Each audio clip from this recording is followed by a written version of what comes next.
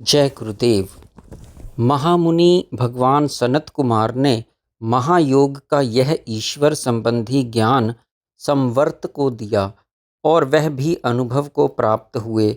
ऐसे ही योगींद्र सनंदन ने महेश्वर के महायोग का ज्ञान महर्षि पुलह को दिया और इसी तरह प्रजापति पुलह ने भी गौतम ऋषि को दिया। फिर अंगिरा ऋषि ने वेद को जानने वाले भारद्वाज ऋषि को दिया और यही ज्ञान योगीराट सिद्ध कपिल मुनि ने योगी जैगीश्वय और पंचशिखाचार्य को दिया। भगवान वेदव्यास कहते हैं कि इसी तरह श्री महेश्वर कथित महायोग का ज्ञान सब ऋषि मुनियों ने आपस में कहा सुना एवं लिया दिया। सर्व तत्वों को जानने वाले मेरे पिता पराशर ऋषि को भी यह परम ज्ञान योगींद्र भगवान सनक मुनि से मिला और उनसे वाल्मीकि ऋषि ने प्राप्त किया। पहले यह महायोग का परम ज्ञान शिवजी के तेज एवं सती के देह से प्रकट पिनाकधारी रुद्र रूप भगवान वामदेव ने मुझसे कहा। भगवान नारायण देव की पुत्र श्री कृष्ण ने भी स्वयं साक्षात इसी महायोग का परम श्रेष्ठ ज्ञान अर्जुन को दिया। इसी तरह ब्रह्मा विष्णु महेश्वर आदि की परंपरा से यह महायोग चला आ रहा है। भगवान वेदव्यास कहते हैं कि जब से मैंने रुद्र वामदेव से इस महायोग के उत्तम ज्ञान को पाया है, तभी से श्री शंकर में मेरी विशेष करके भक्ति हुई है। शरणागत को शरण देने वाले भूतेश गिरीश स्थाणु त्रिशूली देवादिदेव महेश्वर की मैं विशेष करके शरण में हूँ। इसलिए हे मुनीश्वरों, आप लोग भी अपने स्त्री पुत्र कुटुंब सहित श्री वृषभ वाहन शंभु की शरण में जाइए और कर्म योग से महादेव पशुपतिनाथ नागभूषण का ही पूजन करिए। श्री शंकर की ही कृपा प्रसाद से आप लोगों का अवश्य कल्याण होगा।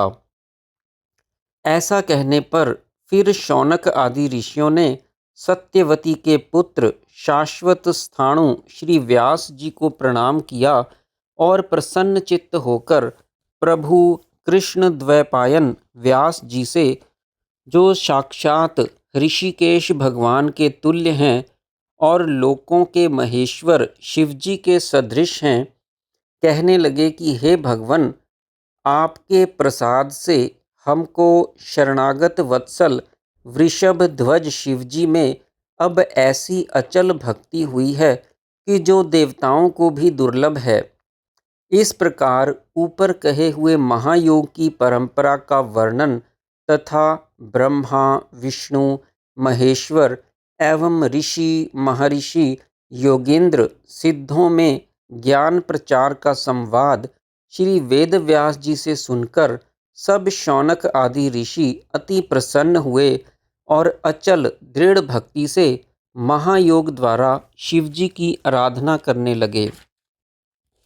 शैव पाशुपत धर्म।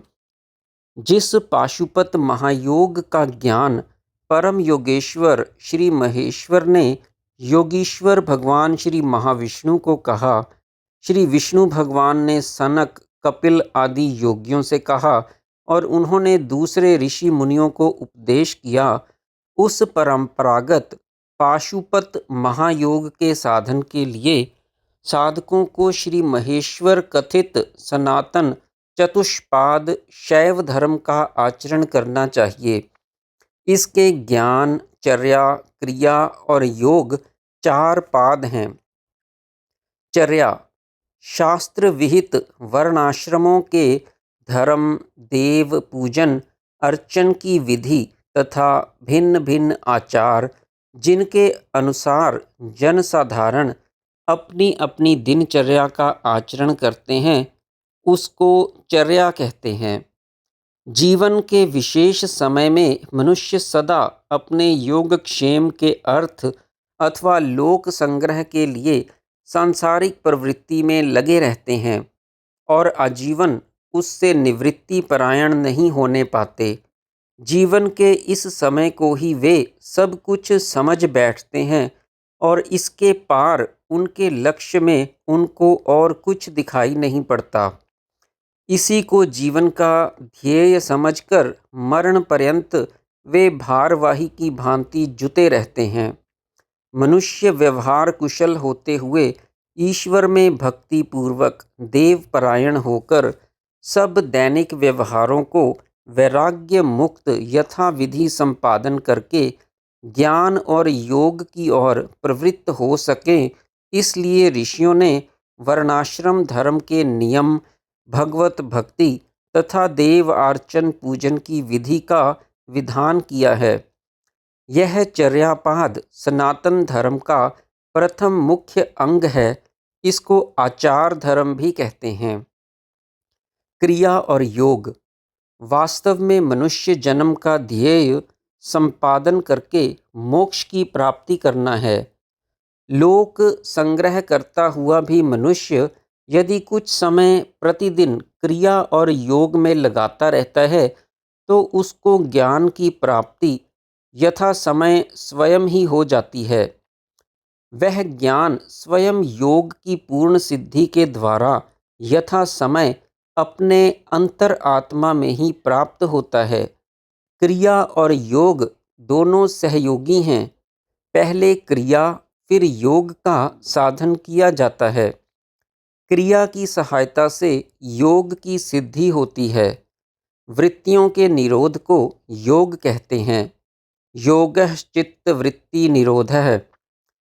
श्री महेश्वर कहते हैं कि मेरे कहे हुए मार्ग से मुझ में चित्त लगाकर अन्य वृत्तियों को सर्वथा रोकने को योग कहते हैं। योग की सिद्धि के लिए क्रिया का अभ्यास करना आवश्यक है। षट चक्रों की शुद्धि करने की विधि के द्वारा गुरु के अधीन रहकर उसके शासनानुकूल अभ्यास करने को क्रिया कहते हैं। क्रिया के द्वारा ही छहों चक्रों की शुद्धि होती है।